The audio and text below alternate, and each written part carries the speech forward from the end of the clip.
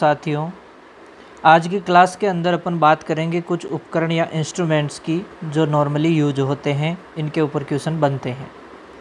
सबसे पहले अपन बात करेंगे ट्विच की, जो कि घोड़े को नियंत्रित करने के लिए उसके कान, नाक, उसके होंठ में क्या कर दिया जाता है, फंसा दिया जाता है कुछ इस तरीके से। देखिए ये एक ट्विच है लकड़ी का, ठीक है, इसको यहाँ पर फंसा रखा है घोड़े को क्या करने के लिए, कंट्रोल में करने के लिए। तो ये है ट्विच। दूसरा है दोस्तों क्रेडल, लकड़ी की बनी होती है, घोड़े की गर्दन में इसे लगाते हैं ताकि घोड़ा अपनी त्वचा को ना चाट सके, कुछ इस तरीके से। ये घोड़े की गर्दन में यहाँ लगा देंगे तो गर्दन घोड़ा है वो इस तरफ यहाँ पे मोड़ नहीं पाएंगे, ठीक है। तो ये होती है क्रेडल। तीसरी चीज़ है एंटी किकिंग डिवाइस।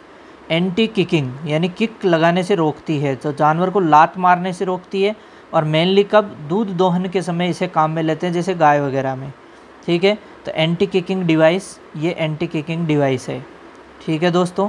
फिर नेक्स्ट अपन बात करते हैं टीट साइफोन। तो टीट कैनाल को साफ़ करने के लिए काम में लेते हैं। कई बार जब टीट कैनाल अवरुद्ध हो जाती है, रुक जाती है, तो उसमें इसको टीट के अंदर डाल करके उसको साफ़ करने के लिए इसे काम में लेते हैं ताकि दूध आसानी से निकल जाए। ट्रोकार कैनुला, ट्रोकार कैनुला का यूज करते हैं स्पेशली आफ्रा नहीं, आफ्रा बोलेंगे इसे, अपनी भाषा में क्या बोलते हैं, आफ्रा या ब्लॉट शब्द यूज करते हैं इसके लिए। तो उस समय रूमन से गैस को बाहर निकालने के लिए काम में लेते हैं। लेफ्ट पैरालंबार फोसा में इसे लगाते हैं, ये भी इम्पोर्टेंट है। कौन से फोसा में लगाते हैं इसे, लेफ्ट पैरालंबार फोसा में इसे लगाते हैं। और कौन सी बीमारी के समय इसे काम में लेते हैं, आफ्रा या ब्लॉट के समय इसे काम में लेते हैं, ठीक है।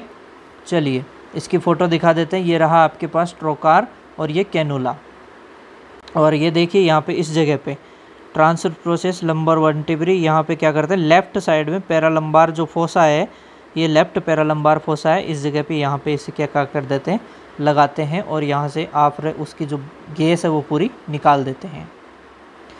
फिर थाइगेंस प्रोबेंग, ये क्या काम आता है, चोक, यानी चोक हो जाता है तो उसको सही करने के लिए काम में लेते हैं। चोक यानी अवरुद्ध हो जाता है, ठीक है, रुक जाता है मार्ग। तो स्टोमक ट्यूब, स्टोमक ट्यूब में क्या करते हैं, रूमन से द्रव या गैस को बाहर निकालने के लिए इसे काम में लेते हैं, ठीक है। तो कुछ इस तरीके से देखिए, स्टोमक ट्यूब यहाँ मुख से पास कराते हैं और कहाँ तक पहुँचा दिया, इसको स्टोमक तक पहुँचा दिया, ठीक है। और देखिए कुछ इस तरीके से मुंह ऊपर करके यहाँ से इसको क्या करते हैं, अंदर डालते हैं और कैसे कहाँ तक पहुँचा देते हैं, यहाँ स्टोमक तक पहुँचा देते हैं। तो यह है स्टोमक ट्यूब, रूमन से द्रव या गैस को बाहर निकालते हैं। फिर काफ मजल, तो बछड़े को मिट्टी खाने से रोकने के लिए मुंह पर लगाया जाता है। तो ये देख लीजिए बछड़ा और उसके मुंह पर लगा हुआ है मजल, तो यह है काफ मजल। नेक्स्ट है करीकॉम्ब, तो त्वचा से जो लूज हेयर है उनको हटाने के लिए, यानी कि ग्रूमिंग में काम आता है कौन, करीकॉम्ब। और एक होता है डेंडी ब्रश, ये हार्ड ब्रश होता है जो त्वचा को साफ करने यानी ग्रूमिंग में काम आता है। तो करीकॉम्ब कुछ इस तरीके का होता है, थोड़ा सॉफ्ट वाले होते हैं इसके अंदर ये, और ये कैसा रहता है, थोड़ा हार्ड रहता है डेंडी ब्रश जो है। नेक्स्ट अपन बात करते हैं बुर्दीजो कास्ट्रेटर, बदियाकरण के लिए काम में आता है। इमेस्कुलेटर, खुली विधि से बदियाकरण, खुली विधि मतलब सर्जिकल मेथड में। और इलास्ट्रेटर, रबर के छल्ले के द्वारा बदियाकरण करने के काम में आता है।